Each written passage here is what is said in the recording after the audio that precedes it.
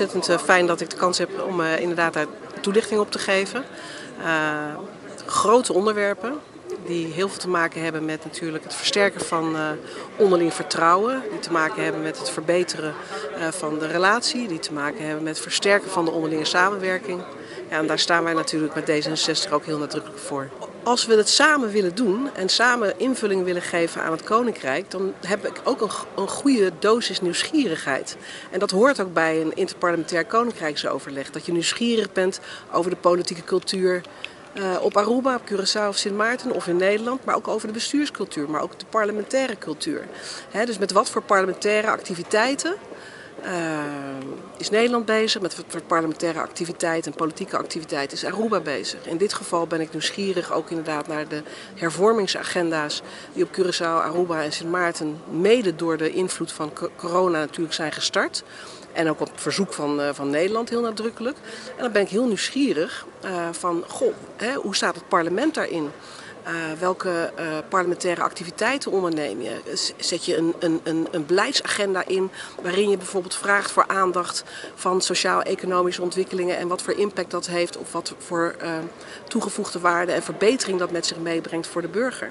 Dus dat is een vraag uit nieuwsgierigheid en die zijn oorsprong heeft natuurlijk in het feit dat ik het ongelooflijk belangrijk vind met D66 dat we samen invulling geven aan die koninkrijksagenda en daarin de prioriteiten met elkaar bepalen. Vind je dat we ons best doen op het eiland om deze hervormingen te kunnen voldaan? Daar heb ik op onvoldoende beeld op. Dat was de oorsprong van mijn vraag natuurlijk. Wat ik zei, dus nieuwsgierigheid van wat is jullie parlementaire politieke agenda en hoe geef je daar invulling aan. Zodat wij dat ook in Nederland natuurlijk weten en daar ook op aansluiten. Wat we niet moeten vergeten is dat in Nederland natuurlijk de Rijkswetten in de Tweede Kamer worden vastgesteld. En dan is dus ook wat dat betreft kennis van de activiteiten van parlementen op Aruba, Curaçao en Sint Maarten heel erg belangrijk voor ons. Om ons ook onze eigen politieke agenda vorm te geven.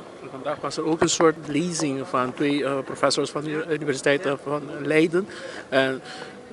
Het klinkt een beetje raar in de zaal dat we misschien moeten kijken naar een soort deficit van de democratie op het eilanden. En wat vindt u van zijn lezing?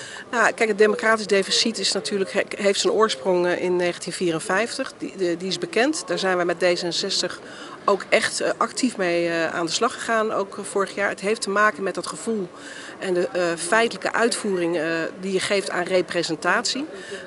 De uitkomst van het decolonisatieproces is de basis van het statuut. Ik vond het ontzettend fijn om dat gesprek te hebben. Het blijft een actueel onderwerp en ik vind dat we dat ook altijd dus wat dat betreft op de politieke agenda moeten plaatsen. Het staat ook in het coalitieakkoord, zeker ook op basis van de positie van D66 is dat daar ook aan toegevoegd. En het is goed om te horen hoe Aruba of hoe Curaçao of parlementsleden van Sint Maarten daar tegenaan kijken.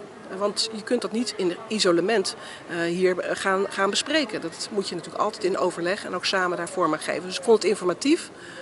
Complimenten heb ik gegeven voor de twee experts en wetenschappers dat zij het onderwerp in een boek hebben vervat en dat het ook in de Volkskrant zo zijn aandacht heeft. Want de Nederlandse burger mag ook wat meer bewust zijn van het feit dat een koninkrijk der Nederlanden is met 3 Caribische parlementen die de burgers daar vertegenwoordigen. En dat is een onderwerp dat de afgelopen jaren toch weer een beetje naar de achtergrond is geschoven. Ik vind het belangrijk we vinden dat met elkaar belangrijk om het daarover te hebben.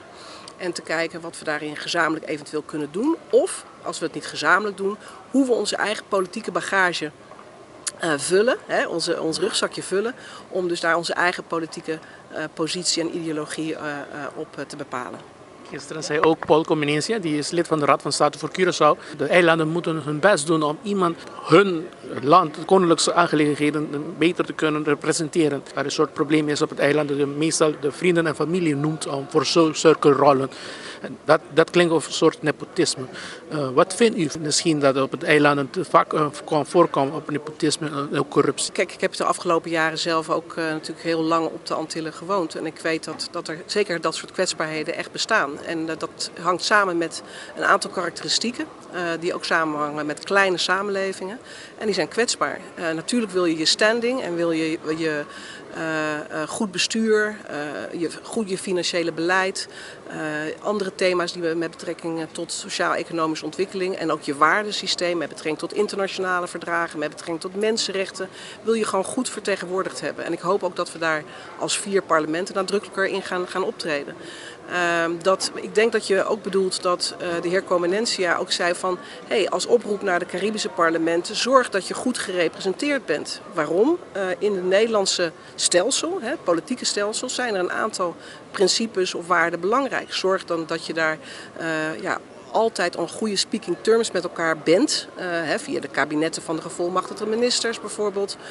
Of op een andere manier. Of parlementsleden die tussentijds misschien wel eens naar Nederland komen om over dit soort onderwerpen met elkaar van gedachten te wisselen.